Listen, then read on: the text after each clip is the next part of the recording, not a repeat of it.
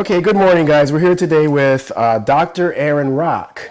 How you doing, Aaron? Good, brother. Thanks for having me. Thanks for coming over. Conversation. Thank you. Good. Yeah. Now, you are the pastor of Harvest Bible Church in Windsor. Harvest Bible Church in Windsor. Okay, and how long have you been the pastor there? 20 years. Okay. We just had our 20th anniversary this past weekend, so we founded the church in 2001, and it's 2021 already. That's awesome. Congratulations. Yeah, thank you. Now, you are a doctor of theology, and that's particularly why I wanted to talk to you, because you have I don't know how that works, so explain some of your background. Yeah, so I have, in terms of my education, I have a bachelor's of theology. Mm-hmm. I have a master's of theology. Mm-hmm. I also have a master of divinity, and I have a doctor of ministry. So I have 4 earned degrees. Wow, that's a mouthful. In ministry and theology. Mm-hmm. Yeah. So. Okay, so and like I said, the reason I wanted you to come here is because you were one of the few places of worship in the city. In fact, in the county, there was only a handful of places that actually refused to close during the government orders, when the government told all the places of worship to shut their doors, which went completely against our Charter of Rights, our Bill of Rights, and all of the most basic fundamental freedoms in this country is worship. And that's why the United States was created in the first place, because the King of England said they couldn't worship. So they took off and came over to the United States. Yeah. So they were allowed free worship. Yeah. So when the government does something like that, in my mind, that was a red flag, because I knew what the history had already taught us. Mm-hmm. So can you just tell us why you stayed open, why you absolutely refused to close, and anything else you want to add on that? I don't know if you want to talk about, the fines or anything like that the government has done to you, but go ahead. Yeah, well, many of the viewers might already know this, but I was the first pastor in Canada to be personally charged for keeping his church open. That happened last December the 20th. We were not the first church charged. In fact, our church has never been charged. I've been charged 5 times. And one of those was dropped because it was actually a case of mistaken identity. But I have 4 outstanding court summonses for up to $100,000 each and a year in prison. Each, yeah. Wow. So, in Ontario, by the way, the way the government has tried to respond to the people they consider dissenters is massive fines. That's right. Threats of jail. In Alberta, it's lower fines, but they sort of throw you in the clink a little bit earlier. So we had pastors Coates and Stevens locked up quick. That's right. But so last March, when all this sort of came down, it was almost as if the Germans were flying bombers over our land. We didn't know what to think, so we kind of closed down for a little bit. And then right away I started thinking, okay, this doesn't seem right. And for me as a pastor, not to be able to minister to my people in person, I started to see the suffering in our culture and society and among our people. So we petitioned the provincial government through our lawyers and through a personal meeting with the chief medical officer's assistant at the time and their lawyers to reopen the churches. And we basically negotiated a deal in good faith, and so we were able to get the churches in Ontario reopened to the tune of 30%. But then we got into the summer and we just started to see a lot of the hypocrisy. I mean, that's when story after story was coming out about the prime minister, the premier going to his cottage. That's right. The chief of police in Windsor, the mayor of Windsor going to the BLM rallies, breaking the same laws that I was charged under. The prime minister taking the knee in Ottawa. Just every level of, this is really important, every level of government. That's exactly right. From the police chief to the mayor to the Premier of Ontario to the Prime Minister of Canada have all broken the exact same law that I was charged under with immunity. Okay? Well, and just on that note, so I'm a U.S. citizen. I'm also a Canadian citizen. So Drew Dilkins has gone to the States. He's not an American citizen. Right.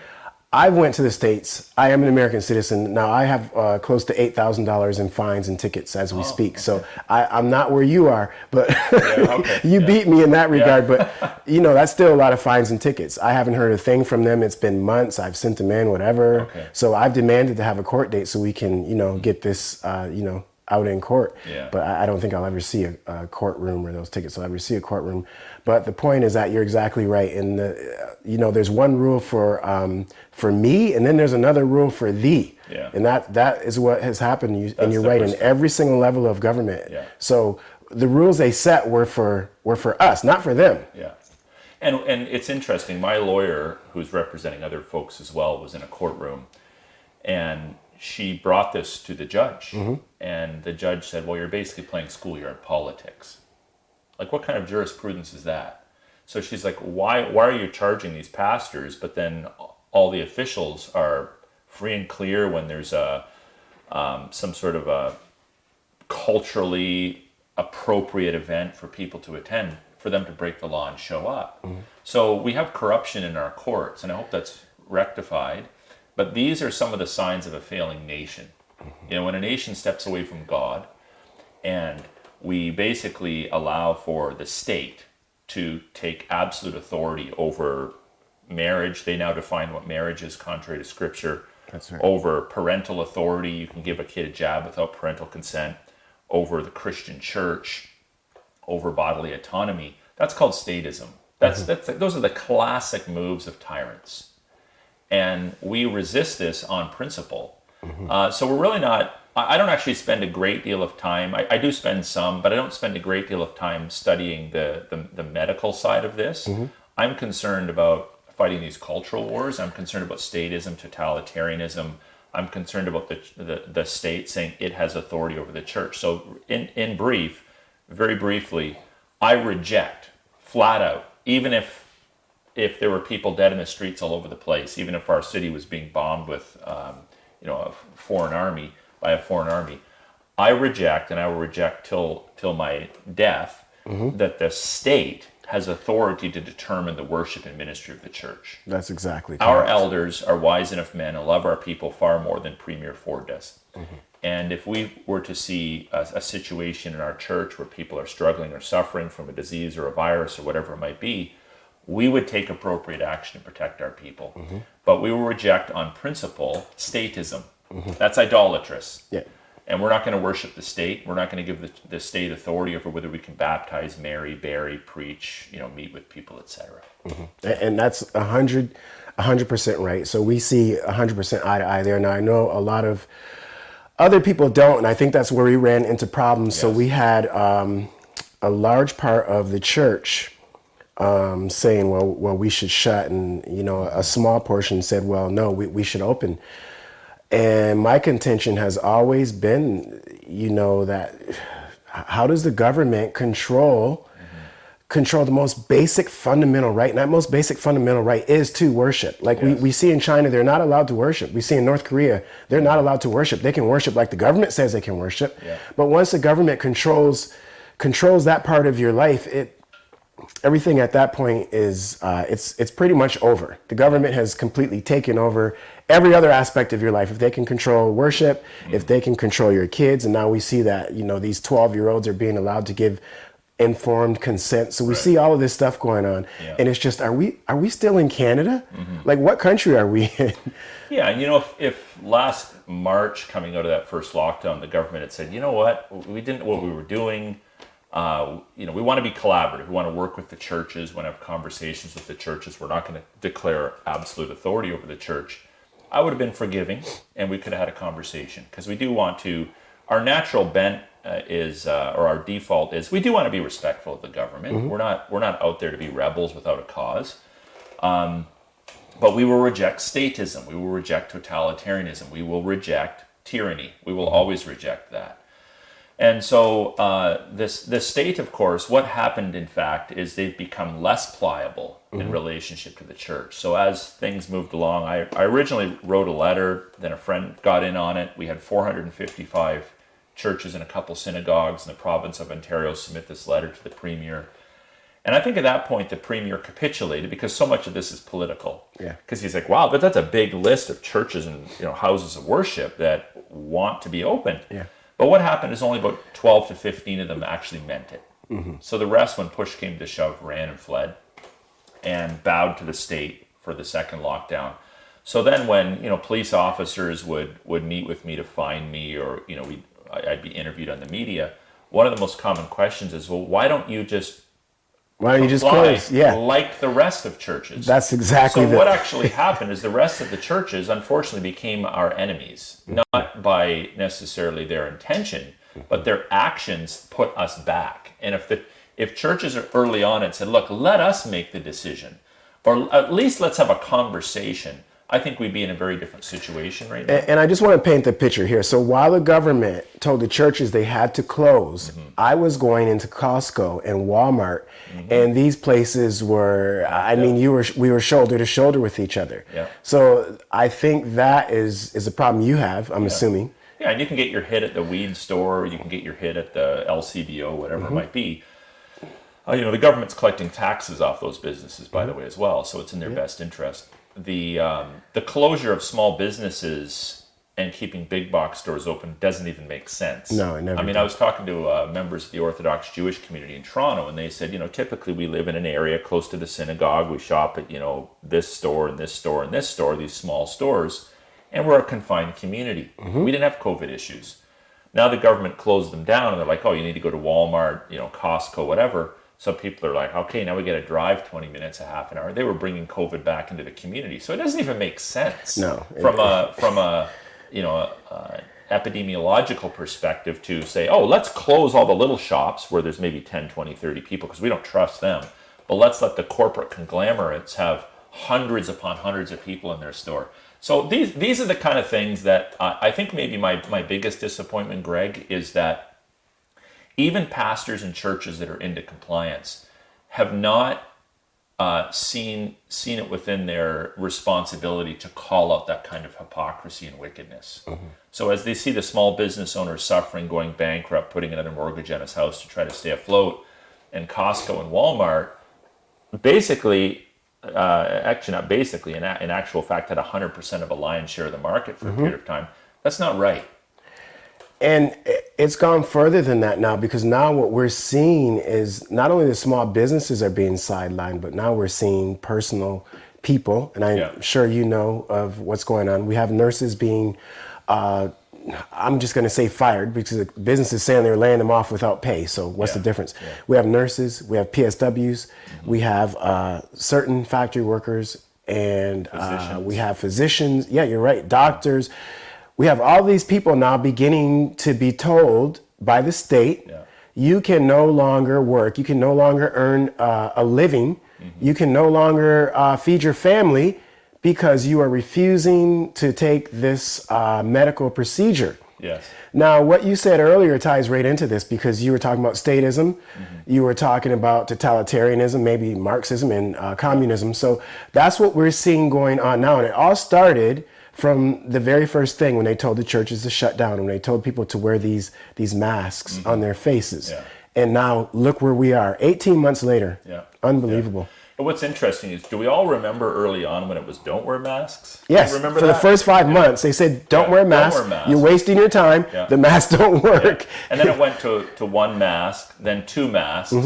I did see a lady yesterday with two masks on, believe it or not, but that kind of didn't last too long. 3 masks plus social distancing. Yeah. And then social distancing plus masks. Yeah.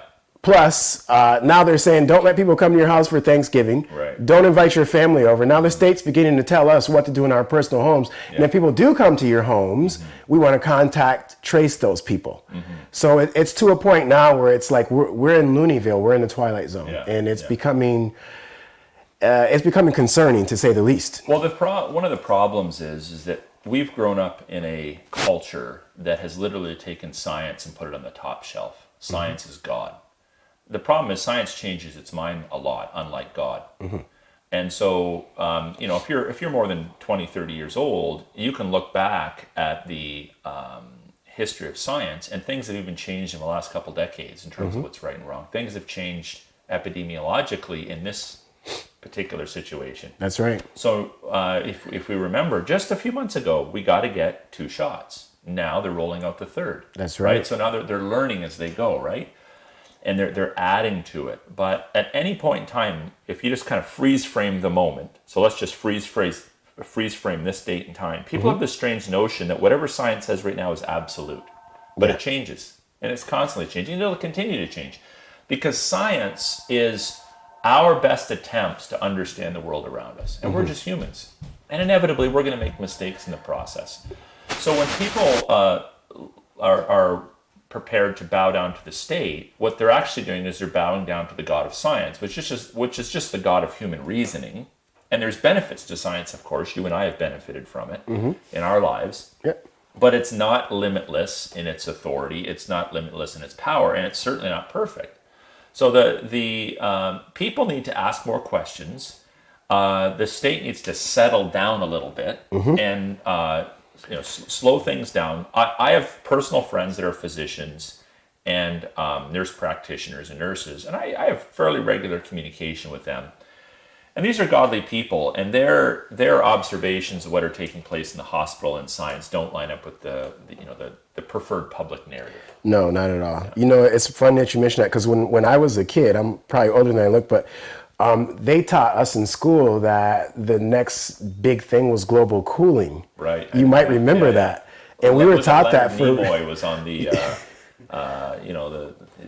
the news, like the world's going to freeze. The world was going to freeze to death, and they taught that for a decade. That didn't work, so then they flipped it to global warming. Right. And that didn't work, so look where we are now. Climate change, now it's a climate emergency. That's right. Now So it's a real emergency.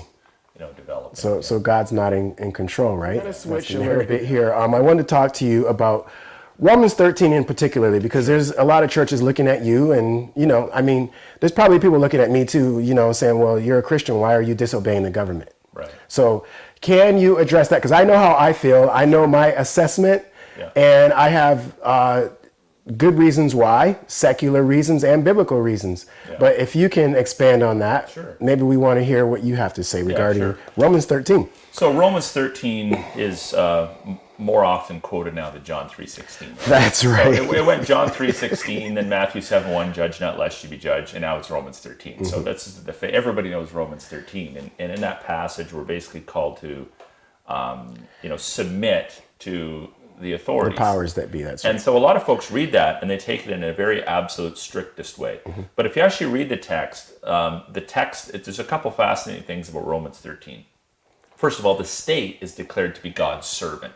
That's right. All authority is delegated authority under God.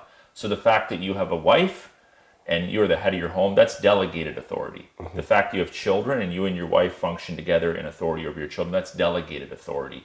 The fact you have authority over your own body, that's delegated authority. All of that authority comes from God. And so the state is God's deacon, and the state has a job description. And in that text, it's very clear what their job description is. They wield the sword. So the sword is symbolic of public justice. So if a person is committing evil, and the way you define evil is you compare it to God's law, then the state has a responsibility to wield the sword. If a person is righteous, the state has a responsibility to reward the righteous. So that's their job description. And the church's job description is not to wage war. The church's job description is not to run around arresting criminals. The church's job is not to set up our own courts and adjudicate on matters of justice.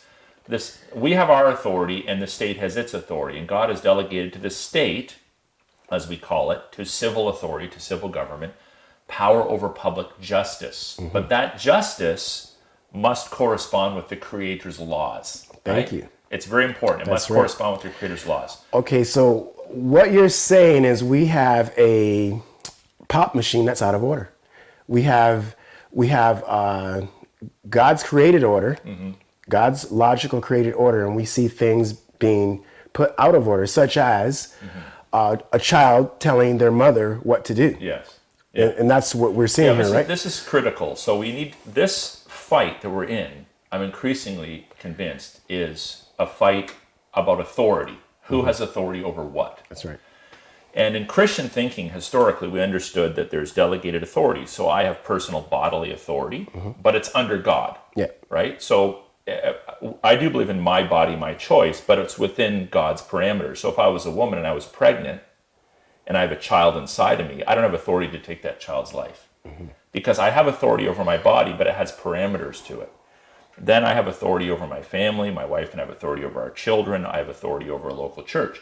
But like, for instance, as a pastor, I don't have absolute authority over my people. I can't say, no, you all need to drive Fords or GMs, and you need to shop here, and you're going to eat at this time, and this is the color you need to paint your house. I don't have that authority. No. So my authority is limited, right? And government authority is limited. So think of it this way. Each of us has a job description. And God has defined for the state, fundamentally, their job description is public justice. It's not authority over my health. It's not authority over my children. It's not authority over defining marriage. It's not authority over the Christian church's ability to do worship or ministry. They just don't have that authority. Now, the state would have authority over a Christian church if a Christian church, for example, was committing criminal acts. That's right. So if we're allowing children to be molested, or we're embezzling money, or people are getting murdered in our church, we can't say, nope, separation of church and state, because then the church is violating God's law. That's right. And the state has a responsibility to intervene. But the state does not have the authority to tell us whether we can baptize people, whether we can celebrate the ordinances, put people under church discipline, preach the word of God, evangelize, visit the sick, which is an astonishing thing, really, if you think about it. During these lockdowns, pastors have been locked out of hospitals. They can't even be with people that are dying. How atrocious is that? Yeah, it's... Early Christians would run back into the cities when there were plagues, while the pagans were running out, to put their own lives on the line to minister to the sick and dying. So Romans 13 is very clearly, to summarize it, a call for Christians and non-Christians, everybody that's part of a territory, to submit to the state when they are exercising proper justice. That's it. Perfect. That's their job description, nothing beyond that. Okay, thank you. And I love how you summed it up, and I'm in 100% agreement. Now, that is going to bring us to our next segment, which is really this doctrine called the Doctrine of Lesser Magistrates. I don't know how many people have heard of this. It's probably something a lot of people haven't heard of, and I read this years ago, and I thought of this now because, we see the state taking such, what we look at it as being unlawful authority, or we look at it as being unjust and completely out of control. So if you could just explain the doctrine of lesser magistrates, that would be good. So a magistrate is a person in a position of authority. So we have tiers of authority. So in our country, for example, we have a federal parliament, and we have a prime minister as part of that. We have provincially a provincial legislature and MPPs or MLAs in other parts of the country. We have municipal government with mayors and councillors, or in rural areas, reeves. And we have police services, and then you can just kind of whittle it all down. There's an order. Yeah, there's an order, right? There's sort of a hierarchy, and none of those levels of authority have absolute authority over the people under them. They have limited authority, limited government. And what happens is, I'll give you some biblical examples, but the doctrine of a lesser magistrate is one that founders of the U.S. believed in, reformers believed in, John Calvin, Luther, these kinds of men. Actually, people were teaching this stuff before Christianity even came to be in different cultures and countries.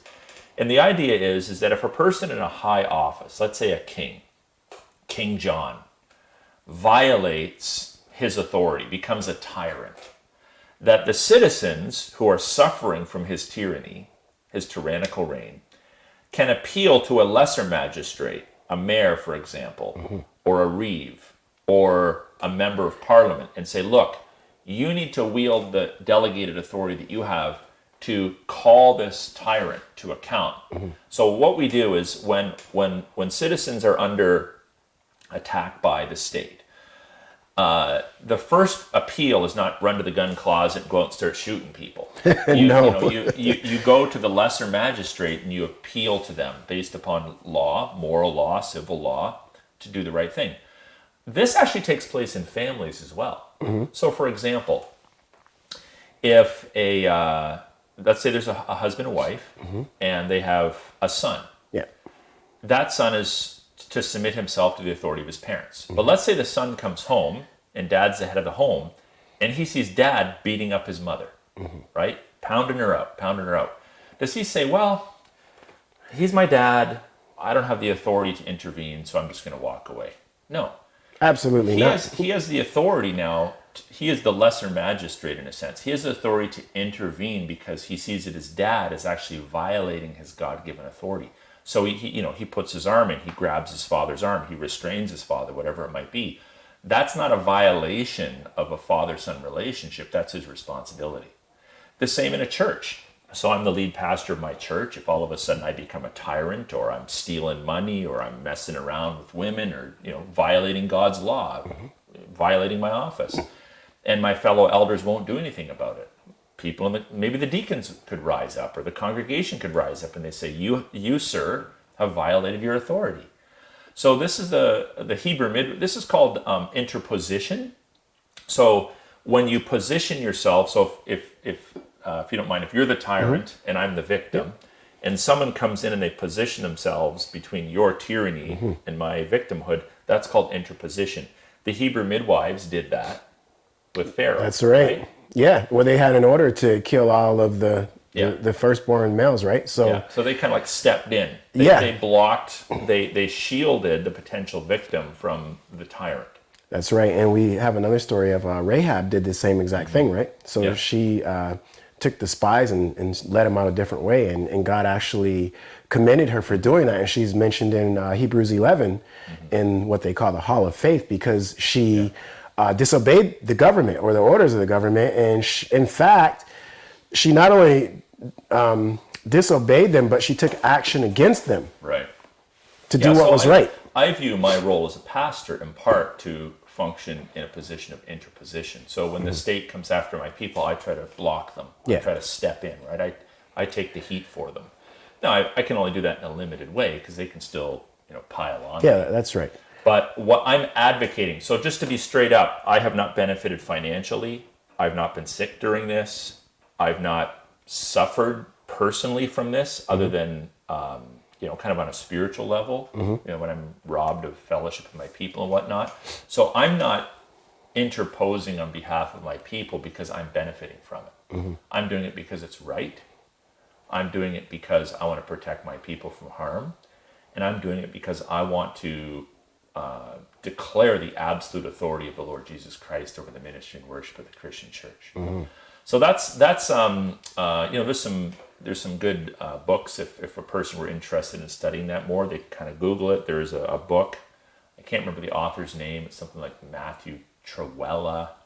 I'm not sure what his last name is exactly, but it's called The Doctrine of the Lesser Magistrates, and it's one of those things. I don't know about you, but since all of this has happened, we've almost had to go back and redo high school civics. We do have three branches of government, and there is the executive, there is the judiciary, there is the legislative branch, and we kind of remind ourselves, okay, this is how it's all supposed to work, and this is what Romans 13 actually teaches. And so we've sort of had this necessity to sort of study these things, and studying this doctrine of a lesser magistrates. It's true, and as an American citizen, I understand the law over there far greater than I understand it here. Okay. And civics there is completely different than it is here. To me, this is so foreign. Canadian politics, it just doesn't make sense that I can't directly vote for you. I still can't get that through my mind. Right, yeah. But over in the States, we have three branches of government: the executive, the legislative, and the judiciary. That's right. And they all sort of balance each other off. At least that's the intention.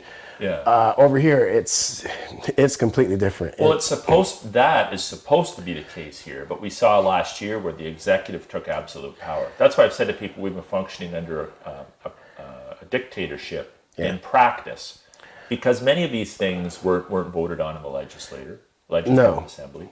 The courts were closed for months. The courts, you have a problem when in our federal courts, what do we have, 52 or 53, 56, something like that, federal judges. The Canadian federal court, just about 3 weeks ago, came out with a statement, we've all been double vaxxed. Yes. Why do we need to know that? And not only that, but all the jurors have to be double vaxxed in order to be on a jury. So A, why do we need to know that? B, if someone is in court at some point in the future because they've lost their job due to a vaccination issue, now you essentially have a corrupt court. That's right. Like, how can they expect to be really listened to if they're objecting on medical or creedal grounds for not taking the jabs, when the courts have all said, yeah, we did it, we think it's great. Yeah. So very unwise, very unprecedented, and very unnecessary. So we're under medical government, I call it, or medical tyranny, or Yeah. medical dictatorship, whatever you want to call That's it. clear because, for example, in Ontario and even out in Alberta, which are the two guys that probably pay attention to the most, Kenny and Ford, you'll listen to their news conferences, and whenever they're going to make a difficult decision about a lockdown or whatnot, it's always, well, we're deferring to the chief medical officer. Yeah, that's right. Okay, that's called the technocracy. Okay, these people are technocrats. They're paid government employees. They're not elected officials. Okay, so while we want to have respect for Dr. Williams or Dr. whoever happens to be in right now, these people don't have absolute authority over us. And while we want to learn from them, it has to be a collaborative two-way relationship. So that Doug Ford and folks like that are playing both sides of the fence in that they're like, well, I can do it because I'm the premier, but if anybody gives me heat, I'm just deferring to the technocrats. That's what has been happening, and it has been quite the circus to watch. Yeah. Okay, so our last topic here, there's a few elephants in the room, but I'm going to attempt to try to address the biggest. So since this whole thing has been happening, I've been hearing from a lot of different people. I've been, all over the place, and the biggest thing I've been hearing out there, and this has not been from people that attend church. This has not been from people that are affiliated in any way, shape, or form with the church. These people, they don't really have anything to do with the church. However, a lot of people are telling me, Greg, this looks like the mark of the beast. Right. Yeah. That's what I'm hearing on the street from non-church people, we could say. Yeah. So, I mean, I have a good understanding of what the mark of the beast is. I have a good understanding of what,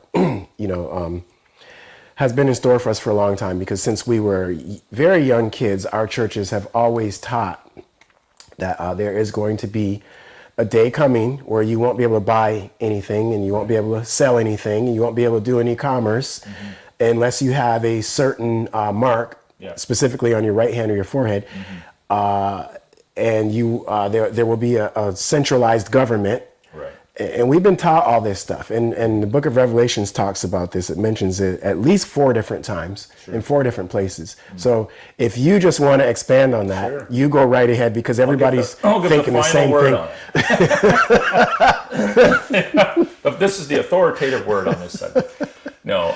So first of all, let me just preface my response to that by saying there are good people that differ, even in good times, on what the mark is, who the beast is. But I think we would all agree that the beast, the Antichrist, these figures from apocalyptic literature, they're all despotic rulers. They're all opposed to the things of God.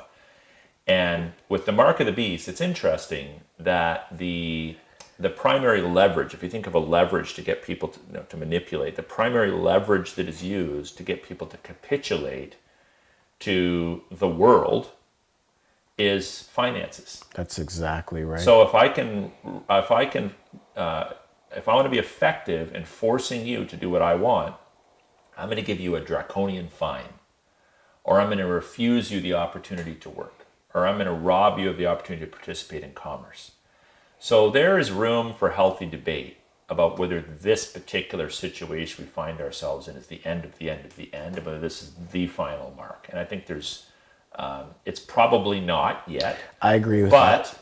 But it's certainly paving the way. Yeah. This is the key thing. People need to understand, when you study biblical eschatology and you look at these final events, like the Antichrist or the beast or this event or that event, the mark of the beast, these final cataclysmic events are always prefigured by lesser instances or circumstances. That's right. So history kind of repeats itself like this, right? Matthew 24 calls them birth pains, right? Yeah, it repeats itself. So I would say without question that this kind of behavior is symptomatic of the mark of the beast. Exactly. Right? It's symptomatic of it.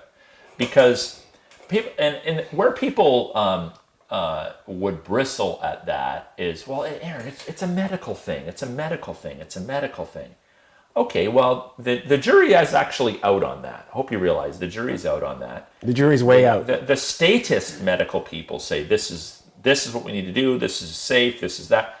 Folks, there's lots and lots of people. Just look around. There's lots and lots of people who are far more skilled in medicine than you and I are.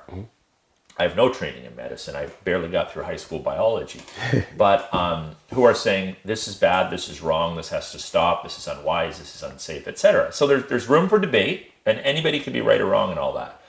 But when a state says to someone who is commanded by God to work 6 days and rest on the seventh, that's a commandment from God. When the Bible says, he who does not provide for his own is worse than an infidel. That's right. So we are called to work and to provide for our family. When the state says, no, you're not going to work. You're going to work on our timeline. You're going to work only if you do this, this, and this, and this, and violate bodily autonomy, violate your conscience and that.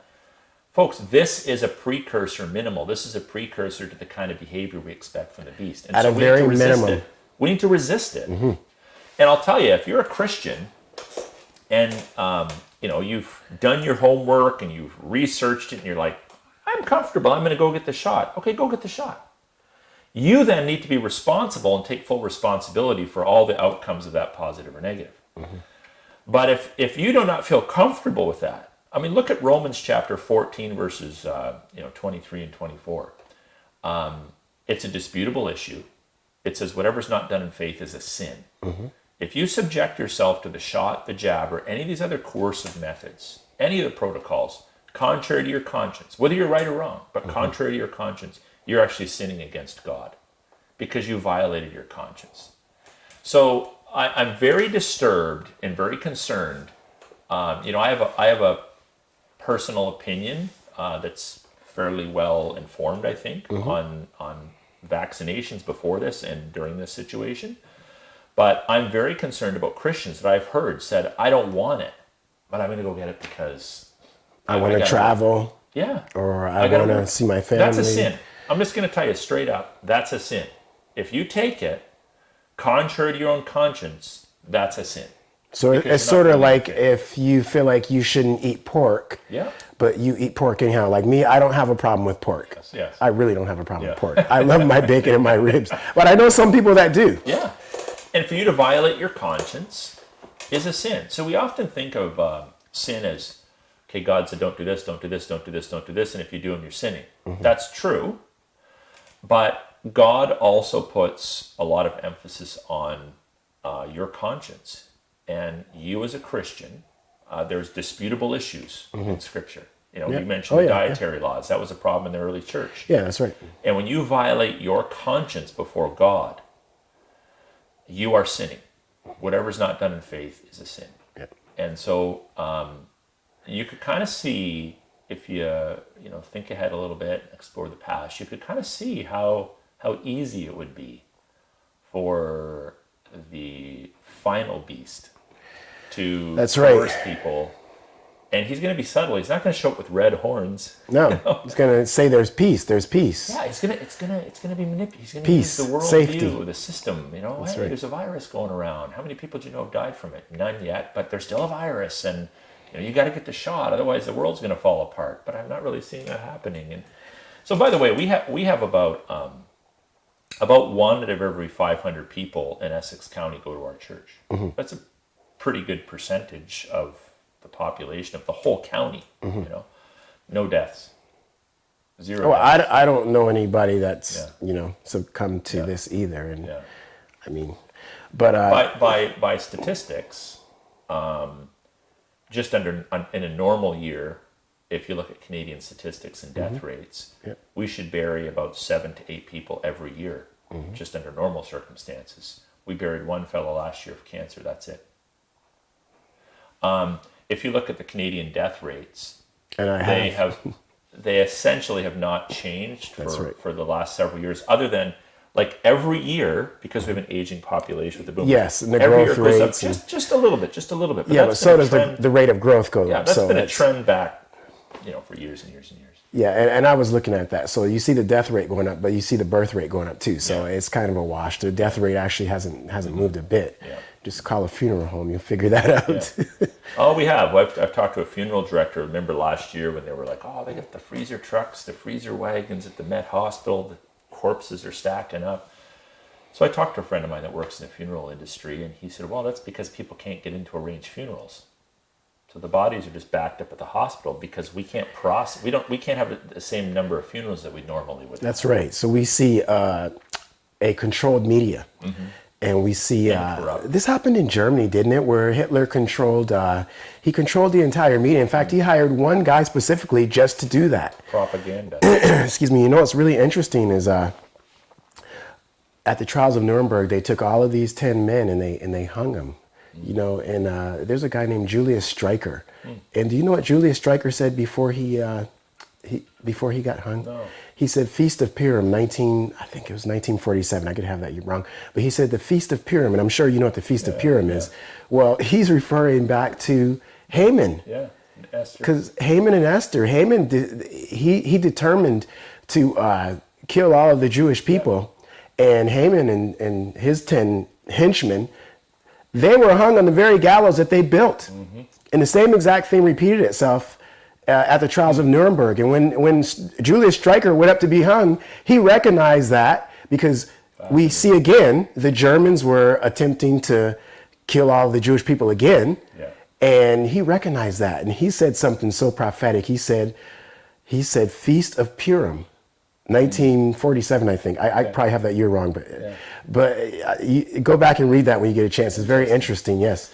You know, people bristle at the notion. I've seen people, don't compare this to the Holocaust. Please don't compare it to the Holocaust. Look, okay, we're not stupid people.